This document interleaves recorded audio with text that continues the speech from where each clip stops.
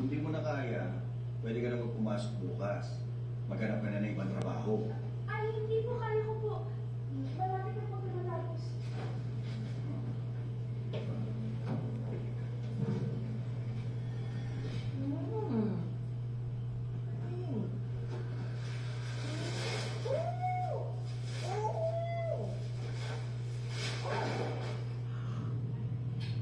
Oh no! Kalat. Nagkalat ulit ako. Ano pa hinihintay mo? Linisin mo. Ang bagal, linisin mo sabi! Ay, hindi mo madaling linisin mo! Napakawalang niya ninyo. Di ba kayo nakontento sa pang-aping ginagawa niya sa akin nun? Ngayon, pati anak ni Ernesto na mismo kapatid ninyo, ginagawa niyo pa rin yan! Kapatid po nila si tatay?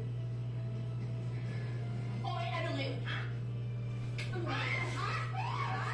Ha? Ang tagal na tayo nakasasa sa pera ni Ernesto na dapat kisilin, ha? Huwag kang nakitigil sa away, di ba? Kapal na mukha ninyo, ha? Hanggang ngayon hindi pa rin kayo tumitigil na pakawalang niya ninyo! Wala ko ba kayo sa mga sinasabi mo? Wala siyang karapatan sa pera ni Kuya! Talaga? O sige, first, magdemandahan tayo! O sige, magdimanda ka at magsama! Magkita tayo sa konti! Kaya na, kaya na! Magsama-sama pa kayo!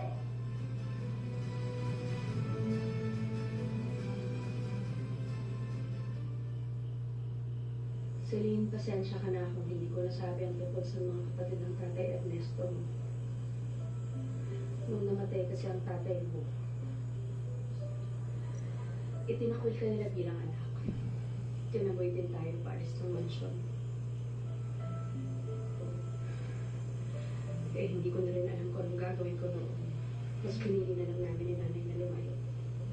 Huwag ka na mag-alala, Celine. May nakilala kong customer natin sa restaurant. Abogado yun. Handa raw siyang tumulong sa atin kahit ano pang kaso na iba itong nilalaban sa atin. Pero, natatakot po kasi ako eh.